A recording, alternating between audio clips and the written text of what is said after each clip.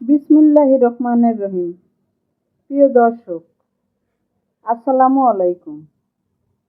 রান্না করে ফেললাম হান্ডি বিফ, গরুর মাংস মাটির হাঁড়িতে। যাই হোক, মাটির হাঁড়িতে গরুর মাংস রান্না করার জন্য আমাদেরকে আগে কি করতে হবে? হাঁড়িটিকে রেডি করতে হবে। তো মাটির হাঁড়ি, বুঝতেই তো পারছেন, বিভিন্ন রকম সমস্যা। তাই আগে মাটির হাঁড়িটি কিনে এনে আমরা কি করব? 24 ঘন্টা পানির মধ্যে ভিজিয়ে রাখতে হবে। এরপরে হাঁড়িটি ভালো করে ধুয়ে 24 ঘন্টা বা একদিন রোদে শুকাতে হবে।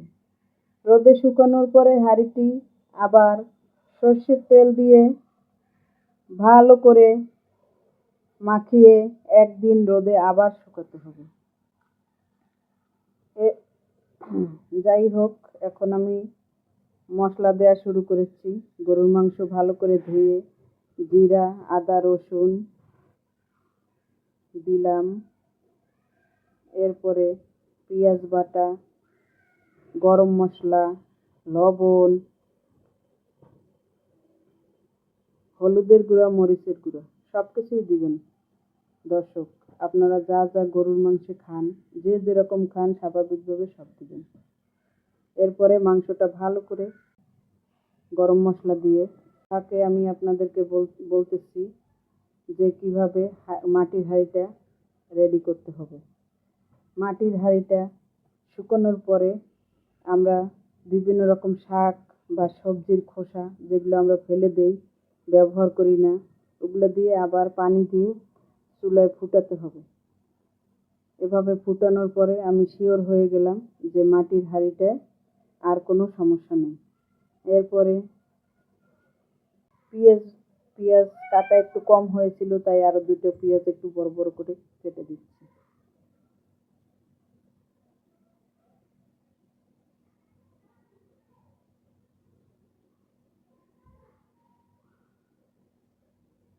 দর্শক, আমি এক হাতে পেঁয়াজ কাটতেছি আর অন্য হাতে আবার মাখাচ্ছি।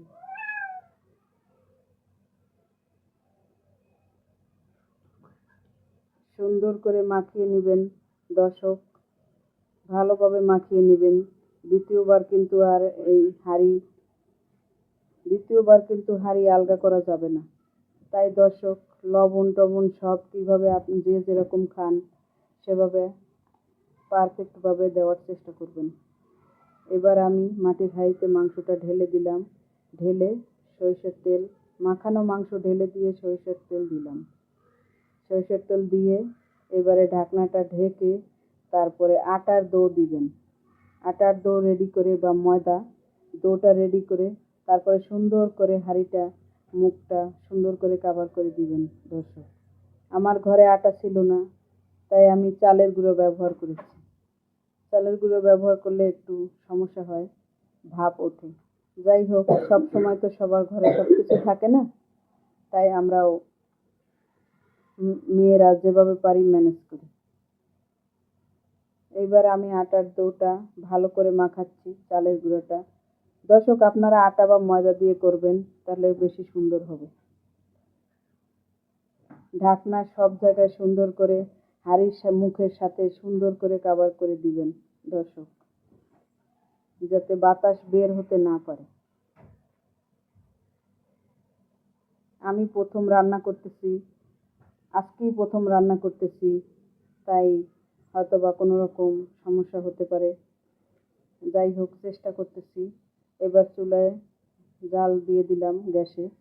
10 থেকে 15 মিনিট জোরে জাল দিবেন, তারপরে ঘন্টাখানেক আপনি জাল কমিয়ে রাখবেন, ডিমে করে দিবেন।